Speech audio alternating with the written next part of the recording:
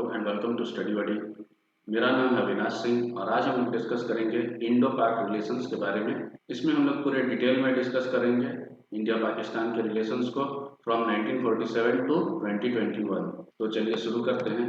तो सबसे पहले हमारा टॉपिक होगा basis of rivalry between India and Pakistan. India और पाकिस्तान के बीच में किस चीज़ को लेकर लड़ाई है, बेसिस क्या है उस लड़ाई का। तो जैसा कि हम जानते हैं कि इंडिया और पाकिस्तान के बीच 1947 से ही राइवलरी चल रही है। जब हमारा देश आज़ाद हुआ था और भारत पाकिस्तान का बंटवारा हुआ था तो बहुत सारे लोग डिस्प्लेस हो गए थे।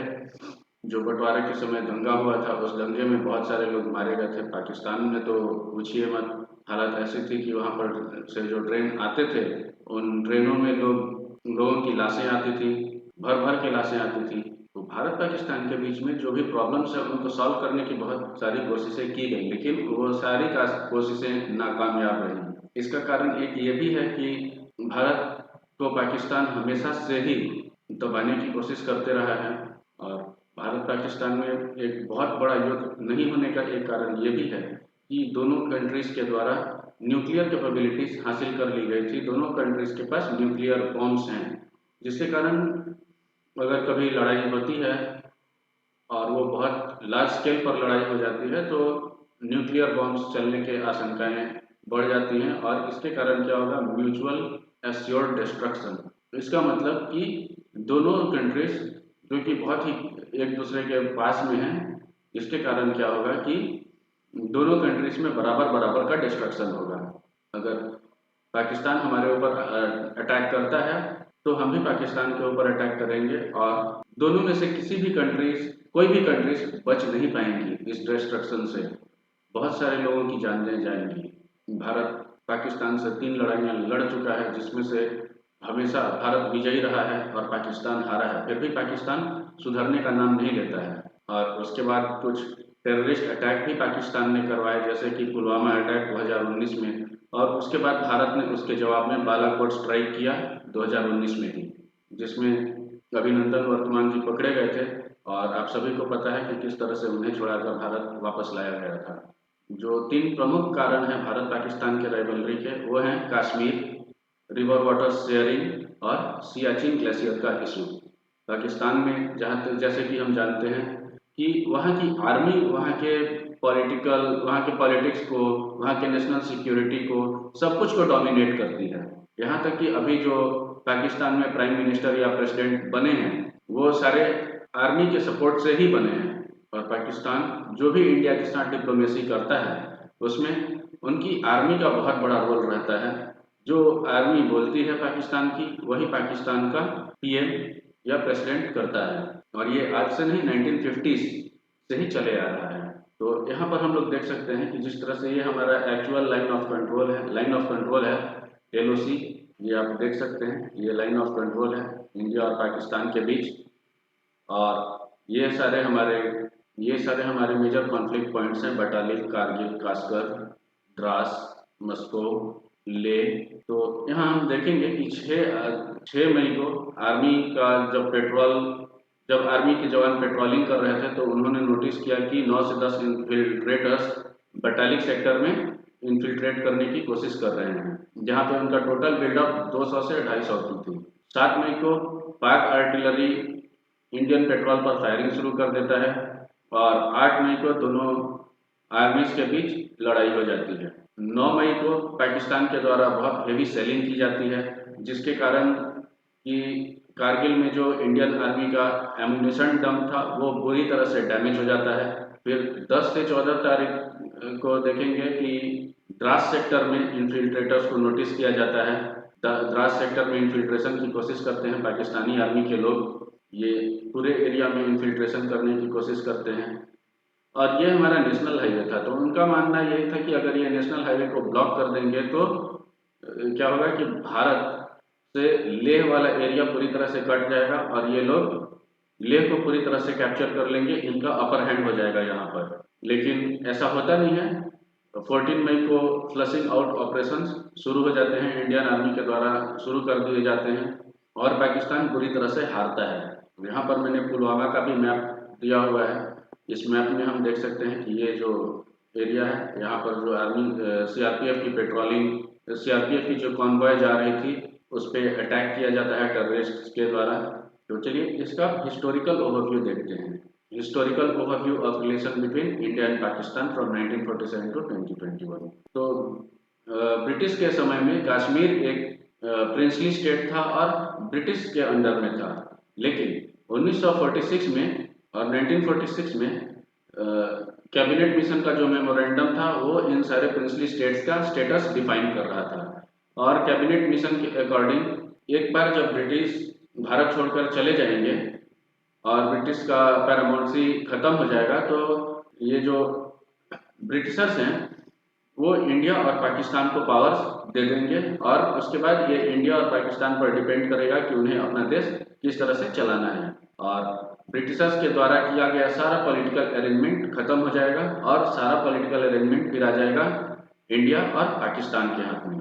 और प्रिंसली स्टेट्स के साथ क्या था कि जैसे ही ये ब्रिटिश का पैरामाउंसी इनके ऊपर खत्म होता है, तो इनके ऊपर क्या था कि अब ये लोग आज़ाद थे, ये चाहे तो पाकिस्तान को ज्वाइन कर सकते थे या फिर इंडिया को ज्वाइन कर सकते थे या फिर आज़ाद रह सकते थे।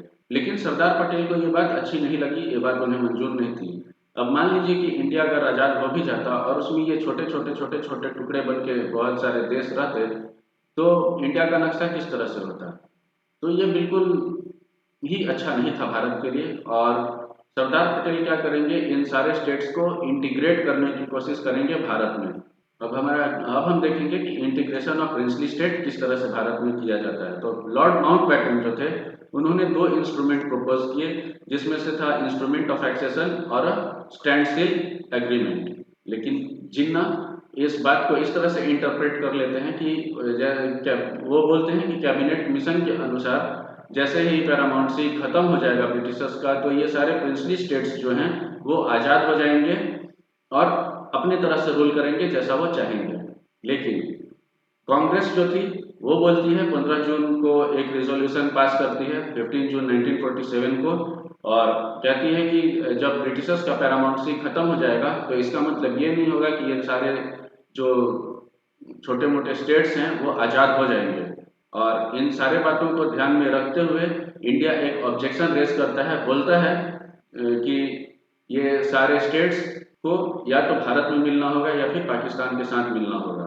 और इसी रेफरेंस के थ्रू जब महाराजा जूनागढ़ के जो महाराज थे वो पाकिस्तान में मिलना चाहते थे, तब भारत ने इसके अगेंस्ट आवाज उठाई और एक रेफरेंडम किया गया जिसमें से जूनागढ़ के लोग भारत में ज्वाइन करना चाहते थे। अब आते हैं कश्मीर पर। कश्मीर के जो राजा थे, कश्मीर पर एक हिंदू राजा का राज था जिनका नाम था महाराजा हरि सिंह, और वो न भारत में ज्वाइन करना चाहते थे न ही पाकिस्तान में ज्वाइन करना चाहते थे। और वहाँ का कंडीशन ऐसा था कि वो राजा तो हिंदू थे लेकिन कश्मीर का एरिया में आबादी मुस्लिमों की ज़्यादा थी। और महाराज हरि सिंह बोलते हैं कि हम कुछ दिन रुक कर देखेंगे कि जैसा सिचुएशन होता है हम डिसाइड करेंगे कि हमको इंडिया में ज्वाइन करना है या फिर पाकिस्तान में ज्वाइन करना है। लेकिन पाकिस्तान से रहा नहीं गया और पाकिस्तान ने क्या किया, कुछ ट्राइब्समैन को अपने पाले में लिया और अपनी आर्मी को भी ट्राइब्समैन के भेष में कश्मीर में इन्फिल्ट्रेट करने के लिए भेज दिया। और उसके साथ ही महाराजा हरि सिंह के अगेंस्ट एक रिवोल्ट भी स्टार्ट करवा दिया गया कश्मीर में। अब इस बात को लेकर महाराजा हरि सिंह प्रेशर में आ गए और महाराजा हरि सिंह पाकिस्तान के साथ तो कभी ज्वाइन नहीं करना चाहते थे, क्योंकि उन्हें लगता था कि पाकिस्तान एक मुस्लिम स्टेट है और बहुत ही जल्दी ऐसा होगा कि पाकिस्तान सारे मुस्लिमों को अपने फेवर में लेके कश्मीर को मुस्लिम स्टेट बना देगा और कश्मीर पाकिस्तान में जुड़ जाएगा। और जो महाराज हरि सिंह थे उन्हें एक माइनॉरिटी स्टेटस दे दिया जाएगा। और उन्हें वो भारत के साथ भी ज्वाइन नहीं करना चाहते थे, क्योंकि उन्हें ये डर था कि नेहरू जो कि सोशलिस्ट थे वो उनके सारे प्रिविलेजेस को छीन लेंगे जो कि एज राजा होते हुए वो एंजॉय कर रहे थे। 1947 में क्या होता है कि एक कम्युनल दंगा होता है पूंछ प्रोविंस में, और पाकिस्तान के जो ट्राइब्समैन थे वो धीरे धीरे अंदर घुसना शुरू कर देते हैं और अंदर घुसते ही वहां पर लूट मार काट मचाना शुरू कर देते हैं। तो ये एरिया में आप देख सकते हैं कि इस एरिया में वो लोग घुसना शुरू कर देते हैं। ये जो एरिया है इसे पाकिस्तान ने कैप्चर कर लिया था, इसे वो लोग आज़ाद कश्मीर बोलते हैं। ये सारे जो ग्रीन मार्क एरियाज हैं ये सारे एरियाज अभी भी पाकिस्तान के अंडर में हैं और ये एरिया भारत के हिस्से में है। और ये ट्राइब्समैन जाना तो श्रीनगर चाहते थे, लेकिन ये इनका मेन मोटिव क्या था? इनका मेन मोटिव था लूट खसोट करना, बलात्कार करना, और ये लोग बस यही कर रहे थे। ये लोग कभी श्रीनगर तक पहुंच ही नहीं पाए, वहीं पर उलझ के रह गए। 24 अक्टूबर 1947 को हरि सिंह ने भारत से सहायता मांगी, और उन्होंने कहा कि आप पाकिस्तान को स्टॉप करने के लिए, पाकिस्तान को रोकने के लिए अपने ट्रूप्स भेजिए। लेकिन क्योंकि हरि सिंह ने न ही पाकिस्तान के साथ संधि की थी और न ही इंडिया के साथ संधि की थी, इसलिए भारत अपने सैनिकों को नहीं भेज सकता था कश्मीर की रक्षा के लिए। और लॉर्ड माउंटबेटन बोलते हैं कि ठीक है, जब हम आर्मी भेजेंगे तो ट्राइब्समैन को खदेड़ने के बाद एक प्लेबिसाइड किया जाएगा, और इस प्लेबिसाइड के थ्रू ही ये डिसाइड होगा कि कश्मीर किस देश का हिस्सा बनेगा, या वो पाकिस्तान का हिस्सा बनेगा या फिर भारत का हिस्सा बनेगा। और नेहरू भी इस बात को मान लेते हैं। माउंटबेटन इसके साथ ये भी कहते हैं कि क्योंकि भारत के साथ एक कोई फॉर्मल एक्सेशन ट्रीटी कश्मीर ने साइन नहीं किया है, इसके कारण भारत अपने ट्रूप्स को कश्मीर की मदद करने के लिए नहीं भेज सकता है, क्योंकि पाकिस्तान भी फिर ऐसा ही करेगा, और इसके कारण भारत और पाकिस्तान में एक बहुत बड़ा जंग छिड़ सकता है। और इस बात को महाराजा हरि सिंह तक पहुंचाया गया, और उन्होंने कहा कि, और उनसे कहा गया कि अगर वो भारत को ज्वाइन करते हैं तभी भारत अपने ट्रूप्स को भेज सकता है, तो कश्मीर में लॉ एंड ऑर्डर को रिस्टोर करने के लिए, और जैसे ही लॉ एंड ऑर्डर रिस्टोर हो जाएगा वहां पर एक प्लेबिसाइड करवाया जाएगा। फिर हरि सिंह ने क्या किया? हरि सिंह ने इंस्ट्रूमेंट ऑफ एक्सेशन पर साइन कर दिया, और जवाहरलाल नेहरू को एक लेटर भेजा। उस लेटर में उन्होंने कहा कि कश्मीर ने एक स्टैंड स्टिल एग्रीमेंट साइन कर लिया है पाकिस्तान से, और उस एग्रीमेंट के अनुसार पाकिस्तान कश्मीर को पोस्टल और टेलीग्राफ सर्विसेज प्रोवाइड कर रहा था। और हरि सिंह ने यह भी कंप्लेन किया कि पाकिस्तान ने उनके ऊपर बहुत ज़्यादा प्रेशर डाला है, और एक प्रेशर टैक्टिक था उनका ट्राइबल रेड, जो कि वो कश्मीर पर किए जा रहे थे। और उसके साथ उन्होंने ये भी लिखा था कि इस इमरजेंसी के सिचुएशन में वो कश्मीर को लूटते हुए नहीं देख सकते हैं, और वो भारत के साथ जुड़ रहे हैं वो, और उन्होंने इंस्ट्रूमेंट ऑफ एक्सेशन पर साइन कर दिया, और भारत ने इस इंस्ट्रूमेंट ऑफ एक्सेशन को एक्सेप्ट कर लिया और अपने फौज को कश्मीर की मदद के लिए भेजा। इसको देखते ही पाकिस्तान एकदम शॉक में चला गया, और पाकिस्तान ने तुरंत डिक्लेयर कर दिया कि ये फ्रॉड है, और एक्सेशन को वो रिजेक्ट करता है। यहाँ आप देख सकते हैं, ये हिंदुस्तान टाइम्स का आर्टिकल है, इसमें लिखा हुआ है कश्मीर एसीड्स टू इंडिया, और यहाँ पर सरदार वल्लभ भाई पटेल बैठे हुए हैं।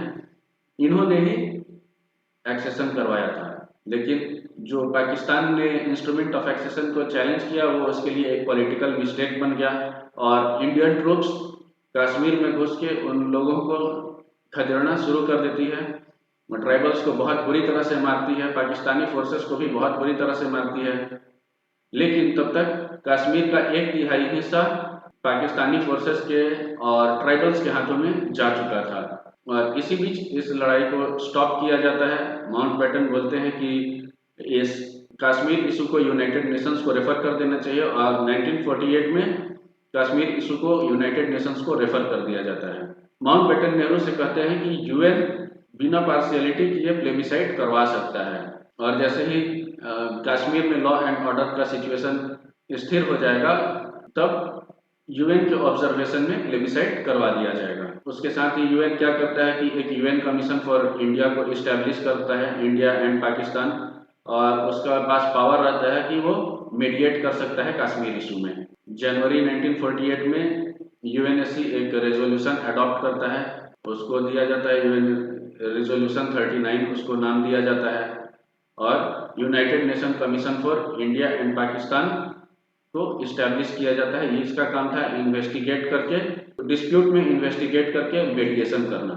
लेकिन जैसे ही यूएनसीआईपी कश्मीर पहुंचता है, तो एक मिलिटराइजेशन, कश्मीर में मिलिटराइजेशन को लेके एक डिस्प्यूट खड़ा हो जाता है, और यूएनसीआईपी को बोला जाता है कि वो भारत और पाकिस्तान के साथ मिल के काम करे, ताकि एक शांतिपूर्वक प्लेबिसाइड करवाया जा सके। फिर अप्रैल 1948 में एक रेजोल्यूशन साइन किया जाता है यूएनसीआईपी के द्वारा, और उस रेजोल्यूशन में ये निर्णय लिया जाता है कि यूएनसीआईपी को में और मेंबर्स को जोड़ के थोड़ा उसको बढ़ाया जाएगा, और वहाँ पर पीस के लिए जो कंडीशंस रखे जाएंगे उनके लिए ऑब्जर्वर्स को भी रखा जाएगा। और यूएनसीआईपी के रिकमेंडेशन पर एक मिलिट्री एडवाइजर को रखा जाता है, अपॉइंट किया जाता है। और उस मिलिट्री एडवाइजर का काम क्या था कि कमीशन को वो मिलिट्री एस्पेक्ट में सपोर्ट करता और उसके साथ ही उन्हें एक ग्रुप ऑफ मिलिट्री ऑब्जर्वर भी दे दिया जाता है जो कि उनका हेल्प करेंगे। और ये अनआर्म्ड मिलिट्री एडवाइजर्स का पहला टीम था जो कि यहाँ पर आती है। और इसको ही और यहाँ पर ये एक United Nations military observer group in India and Pakistan का न्यू रखा जाता है जिसे UNMOGIP कहा जाता है। उन ऑब्जर्वर्स का टास्क क्या था? उन ऑब्जर्वर्स का टास्क था कि लोकल अथॉरिटी को वो एकम्पनी करते उनके इन्वेस्टिगेशंस में और इंफॉर्मेशन गैदर करके कम्प्लीटली और एक्यूरेटली उनको रिपोर्ट करते यूएन को। और नेगोशिएशन के थ्रू यूएनसीआईपी ने लास्ट में 1949 में कराची एग्रीमेंट के थ्रू एक एग्रीमेंट भारत और पाकिस्तान से साइन करवा लिया। और इस कराची एग्रीमेंट के अनुसार एक सीज फायर लाइन को ड्रॉ किया गया और ये एक टेम्पररी लाइन था। और इस लाइन के थ्रू इंडिया के पास जो कश्मीर का टेरिटरी बच गया था और पाकिस्तान के पास जो टेरिटरी था उसको डिवाइड किया गया। पाकिस्तान के पास जो टेरिटरी था उसे पाकिस्तान ऑक्यूपाइड कश्मीर बोला गया और उसे पाकिस्तानियों ने आज़ाद कश्मीर का नाम दिया। कराची एग्रीमेंट ने यह भी स्पेसिफाई किया कि यूएनसीआईपी अपना एक ऑब्जर्वर ग्रुप को वो रखेगी जहां पर उसे जरूरी लगेगा। और उसके साथ ही भारत और पाकिस्तान के जो लोकल कमांडर्स हैं वहां पर सीज फायर लाइन को वेरीफाई करेंगे अंडर यूएन मिलिट्री ऑब्जर्वर्स। और अगर कोई भी डिसएग्रीमेंट होता है तो उसे यूएनसीआईपी मिलिट्री एडवाइजर को रेफर किया जाएगा जिसका डिसीजन फाइनल होगा। लेकिन पाकिस्तान की मिलिट्री ने क्या किया? पाकिस्तान की मिलिट्री ने सोचा कि यहाँ पर हम लोग अपना ऑपरेशनल कंट्रोल ले लेते हैं और उन्होंने पाकिस्तान ऑक्यूपाइड कश्मीर में अपने आर्मी को स्टेशन कर दिया। तो यहाँ पर आप देख सकते हैं ये है पाकिस्तान ऑक्यूपाइड कश्मीर जो कि रिजोल्यूशन के बाद इस एरिया को पाकिस्तान ने हथिया लिया था और यहाँ पर उन्होंने अपनी आर्मी को स्टेशन कर दिया।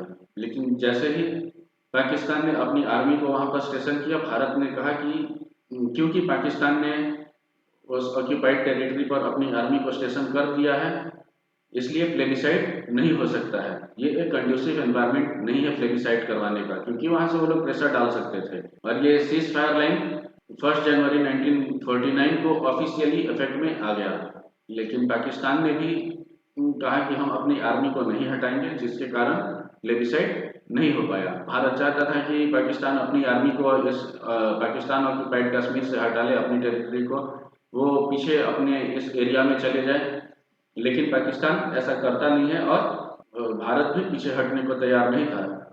और भारत भी बोलता है कि जब तक पाकिस्तान अपनी आर्मी को हटा नहीं लेता है उस एरिया से तब तक प्लेबिसाइड नहीं होगा। यूएनसीआईपी फिर एक अटेम्प्ट करती है मैक नॉर्टन के अंडर लीडरशिप में, लेकिन वहाँ भी प्लेबिसाइड नहीं हो पाता है। और क्योंकि यूएनसीआईपी फेल हो जाती है, यूएनएससी ने क्या किया? यूनाइटेड नेशन सिक्योरिटी काउंसिल ने यूएनसीआईपी को खत्म कर दिया, टर्मिनेट कर दिया 1950 में और सर ओवेन डिक्सन को ऐसा यूएन रिप्रेजेंटेटिव तो सिक्योरिटी काउंसिल अपॉइंट किया। ओवेन डिक्सन ने फिर क्या किया कि प्लेबिसाइड करवाने का कोशिश किया और उन्होंने भी ये बात कहा कि डिमिलिटराइजेशन होना चाहिए जो कि भारत और पाकिस्तान दोनों के ट्रूप्स पीछे हटें और वहाँ पर डिमिलिटराइजेशन हो जाए तभी प्लेबिसाइड होगा। लेकिन फिर भी ऐसा होता नहीं है, पाकिस्तान अपने ट्रूप्स को पीछे हटाने के लिए तैयार नहीं था। और 30 मार्च 1951 को क्या होता है कि यूएनसीआईपी को, क्योंकि यूएनसीआईपी टर्मिनेट हो चुका था, यूएनएससी ने अपना एक और रेजोल्यूशन लाया, रेजोल्यूशन 91, और उन्होंने ये कहा कि यूएनएमओजीआईपी क्या वहाँ पर सुपरविजन करते रहेगी सीज फायर लाइन का जम्मू एंड कश्मीर में।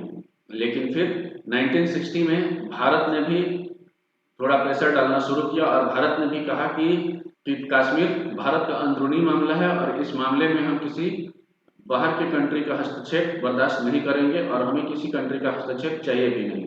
लेकिन हम प्लेबिसाइड को सपोर्ट करते हैं, अगर पाकिस्तान अपना आर्मी को पीछे हटा लेता है और तो हम लोग प्लेबिसाइड करवाने के लिए तैयार हैं। लोग जो चाहेंगे वैसा होगा। वो चाहेंगे अगर इंडिया में रहना तो इंडिया में रहेंगे, या पाकिस्तान में रहना चाहें तो पाकिस्तान में रह सकते हैं। लेकिन ऐसा होता नहीं है। यहाँ पर हम लोग इस मैप में देख सकते हैं कि अक्टूबर 1947 को पहला कश्मीर वॉर हुआ। जनवरी 1948 को यूएन ने सीज फायर का ऑर्डर दिया और जम्मू कश्मीर का कुछ पार्ट, जो कि ये सारा पार्ट है, ये पाकिस्तान के हिस्से में चला गया, जिसे उन्होंने आज़ाद जम्मू एंड कश्मीर कहा। 1963 में पाकिस्तान क्या करता है कि ट्रांस काराकोरम का जो ट्रैक है उसे चाइना को दे देता है। ये है अपना ट्रांस काराकोरम ट्रैक, ये पाकिस्तान चाइना को गिफ्ट कर देता है। फरवरी 1994 में इंडिया भी अपना एक रेजोल्यूशन पास करता है और इसमें इंडिया बोलता है कि पाकिस्तान को पीओके को खाली करना पड़ेगा। और फिर अगस्त 2019 में, लेकिन ऐसा होता नहीं है, फिर अगस्त 2019 में भारत बोलता है कि पाकिस्तान से तभी कोई बात होगा जब पाकिस्तान अपनी आर्मी को पीछे हटा लेगा, और पाकिस्तान से अगर कोई भी बात होगा तो सिर्फ पीओके पर बात होगा और किसी मुद्दे पर बात नहीं होगा। और ये होता है under the leadership of prime minister Narendra Modi. फिर हम देखेंगे कि 1962 में भारत का चाइना के साथ लड़ाई होता है और भारत उस लड़ाई में चाइना से हार जाता है। हालांकि भारत और चीन के लड़ाई में भारत के सैनिकों ने, भारत की आर्मी ने बहुत ही बहादुरी से लड़ा था। इसमें हम मेजर शैतान सिंह का स्टोरी, एक एपिसोड है, वो पढ़ने की कोशिश कीजिए आप लोग उसे देखिएगा। वो बहुत ही बहादुरी से लड़े थे, जहाँ पे चाइनीज सैनिक उनके वीर गति के प्राप्त होने के बावजूद भी उनको छूने से डरते थे। लेकिन जब भारत 1962 वॉर में चाइना से हार जाता है तो भारत क्या करता है कि अपनी मिलिट्री को अपग्रेड करता है with the help of USA, Russia और यूके। और 1962 की लड़ाई के बाद पाकिस्तान भी क्या करता है कि लद्दाख के कुछ पार्ट को और अक्साई चीन को पाकिस्तान को चाइना को गिफ्ट कर देता है, जो कि 5180 स्क्वायर किलोमीटर का एरिया था और उसे सस्कम वैली भी कहा जाता है। 1963 में पाकिस्तान चाइनीज के साथ एक अग्रीमेंट करता है। उस अग्रीमेंट को बोला जाता है agreement on boundary between Chinese Jinjiang and the contiguous areas. और इसका डिफेंस, हालांकि ये गिफ्ट कर दिया है चाइना को, लेकिन इसका डिफेंस पाकिस्तान के हाथ में रहेगा। तो ये एरिया है जिसे पाकिस्तान ने चाइना को गिफ्ट कर दिया था, और ये है आपका अक्साई चीन एरिया। लेकिन चाइना के लिए क्या था? चाइना, जैसा कि आप जानते हैं, हमेशा दोहरी राजनीति खेल रहा है, पीठ में खंजर भोंकने का उसका भी एक पुराना आदत है। और उसे तो ये गिफ्ट में मिल गया, लेकिन उसने कभी ये माना ही नहीं कि जो पार्ट उसे गिफ्ट में मिला है अक्साई चीन का एरिया, वो जम्मू एंड कश्मीर का कभी हिस्सा था। चाइना का मानना यह है कि अक्साई चीन का एरिया तिब्बत और जिनजियांग का पार्ट है, जो कि ब्रिटिश रूल के अंतर्गत में था उस समय। और रिसेंट टाइम में हम देखेंगे कि चाइनीज ने यह भी दिखाने की कोशिश की है कि जो वहाँ का हुंजा रीजन है वो भी जिनजियांग का ही पार्ट था 1947 से 48 के बीच में। और वो कहते हैं कि ये इस फैक्ट पर बेस्ड है कि हुंजा जमाल खान, जो कि वहाँ का हुंजा एरिया के राजा थे, उन्होंने पाकिस्तान चाइना के जिनजियांग प्रोविंस के ऑफिशियल्स के साथ नेगोशिएशन किया था, और जब हुंजा रीजन पाकिस्तान का हिस्सा नहीं था। लेकिन इसका मतलब ये नहीं है कि चाइनीज ने हुंजा रीजन पे अपना क्लेम छोड़ दिया है। हम देख सकते हैं कि सीपेक का जो चाइना का प्रोजेक्ट है वो अभी चल रहा है, और जैसे ही सीपेक प्रोजेक्ट कंप्लीट होता है चाइना का, चाइना तुरंत ही गिलगिट बाल्टिस्तान वाले एरिया को और हुंजा रीजन को, ये सब पे अपना क्लेम शुरू कर देगा और इसे पूरी तरह से कब्जा कर लेगा। जैसा कि आप लोग जानते हैं कि चाइना अपना इकोनॉमिक इंपीरियलिज्म कर रहा है और बहुत सारे कंट्रीज के एरियाज को कैप्चर कर लेता है उन्हें पैसा दे देकर। और ये भी हमें पता है कि गिलगिट बाल्टिस्तान वाला एरिया टेररिज्म अफेक्टेड एरिया है, और चाइना जबकि वहाँ पर इतना हेवीली इन्वेस्ट कर रहा है तो वो कभी नहीं चाहेगा कि उसका इन्वेस्टमेंट डूब जाए, और उस रीजन में वो चाहेगा कि टेररिज्म खत्म हो, जो कि हो नहीं सकता। और उसे खत्म करने के लिए चाइना उस एरिया को क्लेम करेगा और अपने ट्रूप्स को भी इवेंचुअली वहाँ पर स्टेशन कर देगा। और जैसे ही चाइना को ये एरिया मिल जाता है तो ब्रिटिशर्स और अमेरिकन इसे एक अपॉर्चुनिटी की तरह देखते हैं और ये कहते हैं कि ये एक बहुत ही अच्छा समय है इंडिया और पाकिस्तान के बीच समझौता करवाने का। और यूएस अपना सेक्रेटरी ऑफ स्टेट डीन रस को भेजता है नेहरू के पास, ताकि वो नेहरू को जाके मना सके कि पाकिस्तान के साथ आप जाके बातचीत कर लीजिए कश्मीर इशू पे। लेकिन नेहरू इस बात के लिए राजी नहीं होते हैं। यहाँ पर आप देख सकते हैं कि no yielding to threats over Kashmir, ये इंडियन एक्सप्रेस का आर्टिकल है उस समय का।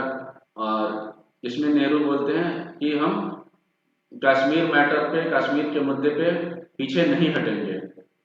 पाक attitude must change, says Nehru, UN council should decide what next. तो इस डायलॉग से कुछ भी अमेरिका के हाथ में नहीं लगता है, अमेरिका शांति कायम नहीं करवा पाता है। 1965 में पाकिस्तान फिर भारत के अगेंस्ट एक लड़ाई छेड़ देता है, जिसे वो ऑपरेशन जिब्राल्टर का नाम देता है। और ये उसके कुछ बेसिक ख्याली पुलाव जो उसने पका रखा था उसके बेसिस पर था। चाइना के साथ लड़ाई में जब भारत हार जाता है तो पाकिस्तान सोचता है कि भारत की सेना बहुत ही कमजोर है और उसे बहुत आसानी से हराया जा सकता है। और वो पाकिस्तान का यह भी मानना था कि लाल बहादुर शास्त्री एक कमजोर प्रधानमंत्री हैं और वो कोई इंटरनेशनल सपोर्ट उनके पास नहीं है, उन्हें कोई इंटरनेशनल एरिना में सपोर्ट नहीं करेगा। लेकिन ऐसा होता नहीं है। पाकिस्तान को यह भी लगता है कि क्योंकि अमेरिका पूरी तरह से पाकिस्तान के साइड में है, वो इजिली जम्मू कश्मीर रीजन को भारत से छीन सकते हैं। और 1965 में जब पाकिस्तान भारत पर हमला करता है तो भारत के सैनिक उसे बहुत ही करारा जवाब देते हैं, उन्हें मुंह की खानी पड़ती है और पाकिस्तानी हारकर भाग जाते हैं। और इस लड़ाई में हम ये भी देखेंगे कि भारत के सैनिक पाकिस्तान को इतना बुरी तरह से मारते हैं कि लाहौर तक पहुंच जाते हैं उन्हें पीटते पीटते। और ये क्यों होता है? क्योंकि 1962 में जब भारत हार जाता है तो भारत अपना मिलिट्री मॉडर्नाइजेशन शुरू कर देता है, जिसके कारण पाकिस्तान को जवाब देना आसान हो जाता है भारत के लिए। ये आप देख सकते हैं, ये न्यूयॉर्क टाइम्स का आर्टिकल है और इसमें लिखा हुआ है Indian troops drive on Lahore, Pakistan chutist raid Punjab then to fly on a peace mission. तो भारत के सैनिक पाकिस्तानियों को खदेड़ते खदेड़ते लाहौर पहुंच जाते हैं, लेकिन भारत लाहौर पे कब्जा नहीं करता है, भारत छोड़ देता है उन्हें। और इसके बाद पाकिस्तान के बहुत सारे सैनिक कब्जे में आ जाते हैं, प्रिजनर्स ऑफ वॉर जिन्हें कहा जाता है। पाकिस्तान बहुत बुरी तरह से हारता है और इस बीच में यूएसए भी इन्वॉल्व नहीं होना चाहता है, क्योंकि यूएस का जो पहला अटेम्प्ट था शांति कायम करवाने का वो फेल हो चुका होता है।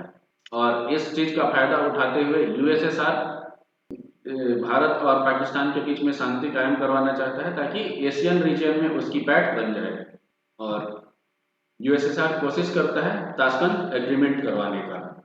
यहाँ पर हम देख सकते हैं, ये इंडियन एक्सप्रेस का आर्टिकल है, Lahore cantonment is our army's aim. ये एसवी बेदी का आर्टिकल था उस समय का। आर्मी के जो चीफ थे उन्होंने ये एक्सप्लेन किया था कि लाहौर को हम लोगों ने कब्जा क्यों नहीं किया। हालांकि पाकिस्तान के पास पैटर्न टैंक्स थे जो कि उसने अमेरिका से पाया हुआ था। अमेरिका ने पाकिस्तान का बहुत मदद किया था 1965 के वॉर में, लेकिन फिर भी भारत के सैनिकों की जाबाजी के कारण भारत इस लड़ाई में जीत जाता है और पाकिस्तान को मुंह की खानी पड़ती है। लेकिन पाकिस्तान कहाँ सुधरने वाला है, उसके बाद भी वो लड़ाई करेगा ही। यहाँ भी देखिए, ये भी द ऑस्ट्रेलियन का आर्टिकल है। इसमें huge tank battle 50,000 Indians in all out assault, कि 50,000 इंडियंस मिल के पाकिस्तान को पूरा मार के पचका दिए हैं। और ये लाहौर का पुलिस स्टेशन है जहाँ पे हमारे ये भारत के सैनिक हैं। लाहौर के ऊपर कब्जा करने के बाद वहाँ पर उन्होंने फोटो खिंचवाया था। ये उस समय का एक न्यूज़पेपर का कटिंग है, Pakistan 1965 when Pakistan lost Lahore to India. और यहाँ लाहौर में भारत का झंडा फहरा रहा है एकदम शान से। और जब भारत के सैनिक वहाँ से जीत कर आए तो भारत के प्रधानमंत्री श्री लाल बहादुर शास्त्री जी ने उनके साथ ये फोटो लिया था। उस समय ये हिंदुस्तान टाइम्स का भी आर्टिकल आया था, brave heart of the 1965 war, colours of courage. ये और इस बात से हमें बहुत ही प्राउड फील करना चाहिए कि हालांकि हमारे सैनिकों के पास उतने अत्याधुनिक हथियार नहीं थे जितना कि पाकिस्तान के पास थे, फिर भी हमारे भारत के सैनिकों ने जाबाजी दिखाते हुए पाकिस्तान को पूरी तरह से हराया। वो भी इतनी बुरी तरह से हराया कि लाहौर तक घुस गए और पाकिस्तान कुछ नहीं कर पाया। फिर भी अभी तक लड़ाई करने के फिर में रहता है। अब आइए ताशकंद एग्रीमेंट के बारे में पढ़ते हैं। ताशकंद एग्रीमेंट में क्या था? ताशकंद एग्रीमेंट में कहा जाता है कि इंडिया और पाकिस्तान के जो सैनिक हैं वो लड़ाई से पहले की पोजीशन में चले जाएंगे। 1965 से पहले जो लाइन्स था उसके पीछे चले जाएंगे और ये होगा 25 फरवरी 1966 से पहले। फर्दर ये भारत और पाकिस्तान एक दूसरे के इंटरनल मैटर में इंटरफेयर नहीं करेंगे, ना ही किसी इकोनॉमिक और डिप्लोमेटिक रिलेशन को रिस्टोर कर दिया जाएगा। साथ ही भारत ने बहुत सारे पाकिस्तानी सैनिकों को अपने कब्जे में ले लिया था, तो प्रिजनर्स ऑफ वॉर्स जिन्हें कहा जाता है, तो इन प्रिजनर्स ऑफ वॉर को एकदम शांतिपूर्वक इनका ट्रांसफर किया जाएगा एक दूसरे देशों को, और फिर से भारत और पाकिस्तान अपने बायलैटरल रिलेशंस को इम्प्रूव करने की कोशिश करेंगे। और इस ताशकंद एग्रीमेंट के तहत दोनों देशों के बीच शांति कायम हो जाती है, मतलब कि दोनों देश अपने अपने जगह पर चले जाते हैं। 1965 से पहले जो सीज फायर लाइन था वहां तक चले जाते हैं। और 1965 वॉर के बाद इंडिया इतना ज़्यादा फ्रस्ट्रेट हो गया था पाकिस्तान के कारण, क्योंकि पाकिस्तान क्या था, पाकिस्तान बार बार इंडिया पर अटैक किए जा रहा था। पाकिस्तान का स्ट्रेटेजी था ब्लीड इंडिया थ्रू 1000 कट्स, कि भारत को इतना ज़्यादा काट दो कि ब्लीडिंग करते करते भारत मर जाए। लेकिन ऐसा होता नहीं है। इंदिरा गांधी जो उस समय भारत की प्रधानमंत्री बनी, उन्होंने इस बात को पूरा गंभीरता से लिया और उन्होंने research and analysis wing raw RNAW को बनाने का ऑर्डर दिया। रिसर्च एंड एनालिसिस विंग 1968 में बना। ये भारत का एक स्पाई एजेंसी है और रिसर्च एंड एनालिसिस विंग को इंदिरा गांधी ने ऑर्डर दे के रखा था कि पाकिस्तान की तरफ से कोई भी हरकत होता है तो उसका मुंह तोड़ जवाब दिया जाए और पाकिस्तान को एक सबक सिखाया जाए। ऐसा सबक सिखाया जाए कि वह दोबारा भारत की तरफ आंख उठाकर देखने की भी कोशिश नहीं करे। तो आज के लेक्चर में बस इतना ही। ये है हमारा ताशकंद एग्रीमेंट का फोटो। इसमें हमारे प्रधानमंत्री लाल बहादुर शास्त्री जी हैं। ये हैं हमारे भारत के प्रधानमंत्री श्रीमती इंदिरा गांधी, और ये रिसर्च एंड एनालिसिस विंग का लोगो है। तो ये था हमारा आज का लेक्चर। मिलते हैं अगले लेक्चर में। तब तक के लिए stay happy, stay safe, keep watching study buddy. Bharat Mata की जय।